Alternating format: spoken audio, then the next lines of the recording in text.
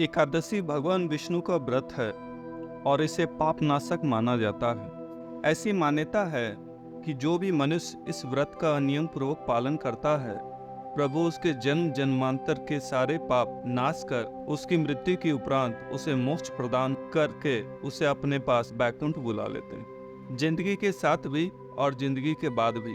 यह कथन हरि के लिए बिल्कुल उपयुक्त बैठता है। त्रिलोक में केवल हरि ही हमारे पापों को हर कर हमें निष्पाप बना सकते हैं। वैसे तो हमारे सनातन धर्म में कई देवी देवताएं हैं, मगर मुख्य रूप से उनका वर्गीकरण 3 भागों में किया जा सकता है: विष्णु, शिव एवं शक्ति। उनके अतिरिक्त गणेश जी, कार्तिकेय जी, बजरंग बली एवं कुछ अन्य देव आते हैं। हालांकि शास्त्रों में यह भी वर्णित है कि आप चाहे जिस भी देवता का आवाहन कर उन्हें अपनी भेंट चढ़ाएं, वह अंततः विष्णु को ही पहुंचता है। मान लीजिए कि आप अपनी भेंट गणेश जी, शिव जी अथवा हनुमान जी को चढ़ाते हैं, मगर मूल रूप से यह हरि को ही प्राप्त होता है। जिस भी देवता से हमारा हृदय ज्यादा निकट आता है, हम अपनी सुविधा के अनुसार उन्हीं की छवि अपने मन मंदिर में बसा कर रख लेते हैं। मान लीजिए कि किसी जातक ने अपनी आंखें मूंद ली और सेकंड के 100वें हिस्से में उसे महादेव की छवि दिखाई देती है। एक हाथ में त्रिशूल धारण किए हुए और दूसरे हाथ से आशीर्वाद देते हुए शिव उस जातक को दिखाई पड़ते हैं। तो यह भी हो सकता है कि किसी ने अपनी आंखें बंद की तो उसे मर्यादा पुरुषोत्तम की आकर्षक छवि दिखाई दे, तो किसी को माता जगदम्बा की, तो किसी को संकट मोचन की। तो क्या सचमुच में इतने सारे भगवान हैं? आपने देखा होगा कि कोई बच्चा अपनी आंतरिक दुनिया में सुपरमैन को अपना सुपर हीरो मानता है, तो कोई स्पाइडरमैन और तो कोई शक्तिमान। उसे यह विश्वास है कि अगर वो किसी मुसीबत में फंसा तो ये सुपर हीरो उसे बचाएगा। ऐसा ही कुछ हमारे साथ भी है। हम अपनी सुविधा के अनुसार उस परम शक्ति का चित्र अपने मन मंदिर में विराजमान कर लेते हैं, किंतु ऐसा करने से वह शक्ति तो अलग अलग नहीं होगी। शास्त्र की पुष्टि से पहले आप अपने अंतर मन में झांक कर देखिए और उससे पूछिए कि नारायण और रुद्र 2 भिन्न सत्ताएं हो सकती हैं क्या? अगर आपकी इच्छा धन प्राप्ति की है, तब आप नारायण लक्ष्मी की युगल जोड़ी वाली तस्वीर की पूजा कर उनसे समृद्धि का वरदान मांगते हैं। और हो सकता है कि साथ साथ आप इक के रस द्वारा रुद्राभिषेक कर शिव को प्रसन्न करने का प्रयत्न करते हैं। अब अगर आपके जीवन में समृद्धि आती है तो इसके सूत्रधार कौन है, शिव या विष्णु? क्या ऐसा हो सकता है कि शिव तो नहीं दे रहे थे मगर विष्णु ने दे दिया, अथवा विष्णु तो नहीं दे रहे थे मगर शिव की कृपा से आपको समृद्धि मिल गई? आप गहराई से देखें तो दोनों एक दूसरे के ही पूरक हैं। वे दोनों एक दूसरे के काम को सदैव समर्थन करते हैं। एक बार एक भक्त ने महादेव से पूछा कि आप ज्यादा शक्तिशाली हैं या विष्णु? जब दोनों में युद्ध होगा तो कौन विजय प्राप्त करेगा? तब महादेव ने अपने एक हाथ में तलवार लेकर अपने दूसरे हाथ में रखे तलवार से युद्ध करने लगे। तब उस भक्त को अपनी गलती का अनुभव हुआ और वो समझ गया कि वे दोनों तो एक ही हैं। विष्णु सहस्त्र नाम में विष्णु का एक नाम महादेव भी है। हालांकि भक्त अपनी सुविधा के लिए प्रभु की निकटता का अनुभव हो, इसलिए वह अपने उसी रूप में उन्हें देखता है जिस रूप में वह उन्हें पसंद करता हो। यह ठीक उसी प्रकार होता है जैसे पात्र में रखा स्वच्छ निर्मल जल जिस वातावरण जिस रंग में रखा जाए वह वैसे ही ढल जाता हो। उसी प्रकार प्रभु की भी छवि हमारे मन मंदिर में अपनी हमारी सुविधा के अनुसार ढल जाती है। विष्णु की लीला को समझना असंभव है। कभी तो वो अपने शिव रूप में रावण को वरदान दे उसे उसकी शक्ति की पराकाष्ठा पर बिठा देते हैं, किंतु उस असीमित शक्ति से जनित अहंकार और पाप का नाश वह अपने मर्यादा पुरुषोत्तम राम के रूप में भी करते हैं। जैसे यात्री कभी रेल मार्ग से तो कभी सड़क मार्ग से, कभी जल मार्ग से तो कभी वायु मार्ग से यात्रा करते हैं, उसी प्रकार हमारी आत्मा भी विभिन्न योनियों में जन्म लेकर अपनी कर्मों की यात्रा जारी रखती है। पिछले जन्म में हम एक हाथी अथवा कोई अन्य पशु हो सकते हैं, अथवा हम मानव भी हो सकते हैं, यह भी संभावना हो, किंतु हम अपने अगले जन्म में हमारी यात्रा किस रूप में होगी ये तो नारायण के अतिरिक्त और कोई भी नहीं जानता है। विष्णु हमारा अंतर्मन है और वही हमारे हर जन्म में हमारे साथ है। अगर हम कुछ गलत करने जा रहे होते हैं तो जो पहली आवाज स्वाभाविक रूप से हमारे अंदर से आती है वही विष्णु है। किसी गरीब को हमने दान में कुछ धन दे दिया, किसी भूखे को भोजन करा दिया, अथवा किसी जरूरतमंद की निस्वार्थ भाव से हमने सहायता कर दी, तो अंदर से अच्छा महसूस होने का जो अनुभव है वही विष्णु है। दुनिया के शोर में हम भले ही अपने अंदर की आवाज को अनदेखा कर सकते हैं, लेकिन इसका अर्थ यह नहीं है कि हमारी अंतरात्मा का अस्तित्व है ही नहीं। संसार के मायाजाल में फंसकर जब हम स्वयं विवश हो जाते हैं, तब हम अपने इष्ट देव को याद करते हैं। हमारे वही इष्ट देव विष्णु भी हमारी अंतरात्मा है। वह इष्ट देव हमारी सहजता के अनुसार कभी शिव जी, तो कभी राम जी, कभी हनुमान जी, कभी कृष्ण जी या किसी और रूप में हमें दिखाई पड़ते हैं। अगर हमारा भाव सच्चा है, तब वही दिव्य शक्ति समय समय पर हमारी सहायता करती है। उन परिस्थितियों में जब हमारे अपने चाहकर भी हमारी सहायता नहीं कर पाते।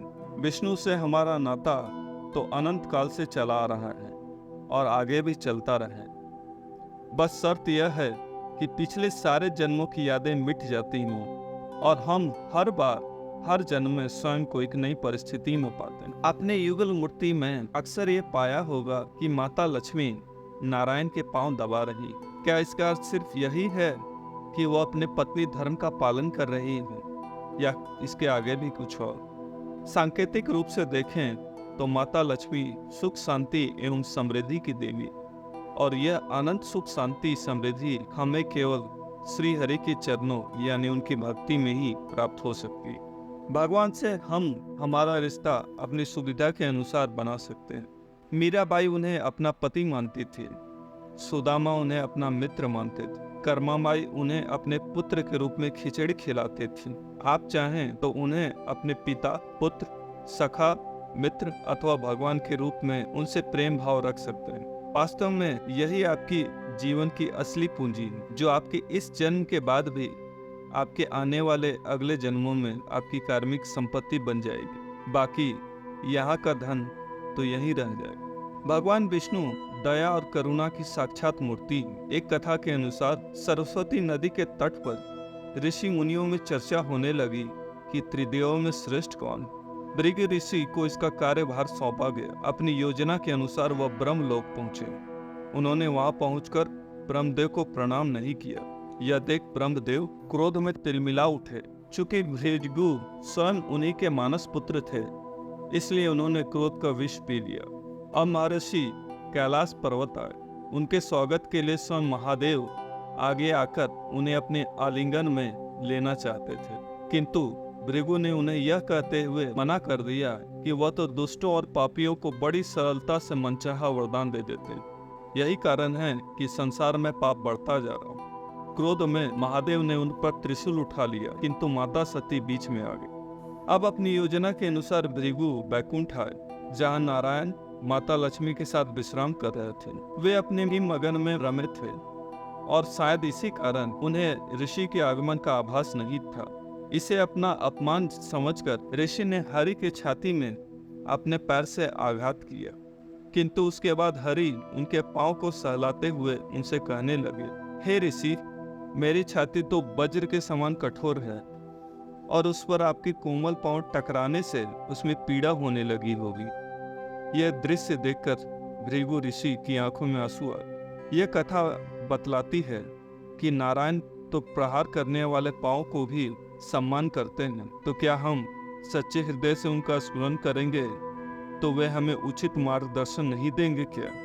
वो भक्त वत्सल तो स्वयं भक्तों की रक्षा के लिए सदैव तत्पर रहते हैं। असुर कुल में जन्मे प्रहलाद की रक्षा उन्होंने उनके पिता हिरण्यकश्यप से हर बार की।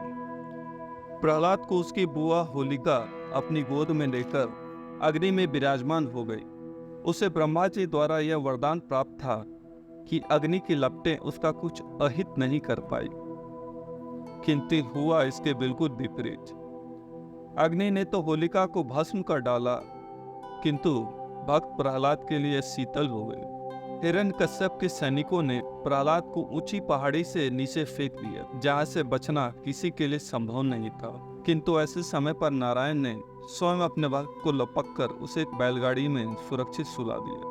समुद्र की गहराई में प्रहलाद को डुबाया गया तो माता लक्ष्मी के पिता नागराज ने उनका स्वागत किया।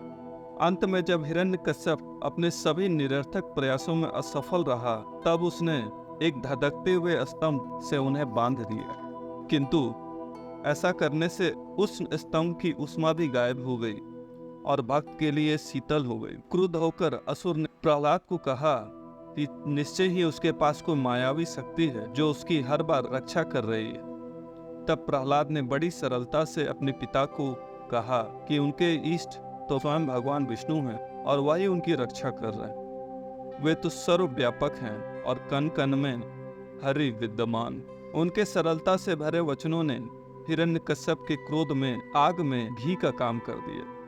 वो चिढ़ते हुए उसने कहा, अरे दुष्ट, तू कहता है कि तेरा विष्णु सभी स्थानों में मौजूद है। एक खंभे की तरफ इशारा करते हुए उन्होंने कहा कि क्या वह इस खंभे में भी मौजूद है और क्या वह तुम्हारी रक्षा मेरे इस चमचमाती तलवार से कर पाएगा।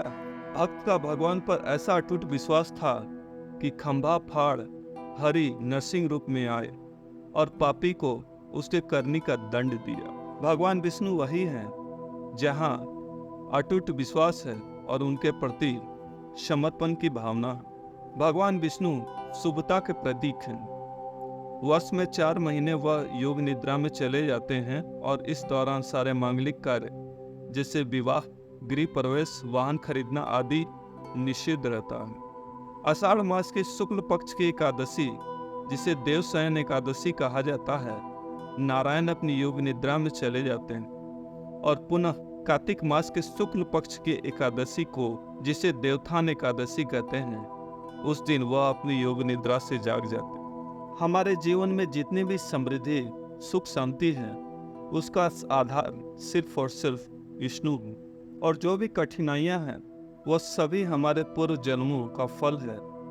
किंतु प्रारब्ध के इन संचित फलों को भी हरि भक्ति के द्वारा मिटाया जा सकता है। क्या आपने यह सोचा है विष्णु के ही अवतारों की चर्चा ज्यादा क्यों होती है? इसका बस एक कारण है कि वही संपूर्ण सृष्टि के संचालक और इसके निर्विघ्न संचालन के लिए अधर्म का नाश आवश्यक है। इसलिए तो वह पापियों को दंडित करने एवं पुण्यात्माओं को पुरस्कृत करने के लिए समय समय पर अवतरित होते रहते हैं। एक ही समय पर वो असंख्य स्थानों पर विद्यमान रहते हैं और संसार के हर प्राणी में वो आपके भीतर भी, बस केवल उन्हें पहचानने एवं उन्हें अनुभव करने भर की आवश्यकता है। इसीलिए तो कहा गया है, हरि अनंत पुत्र।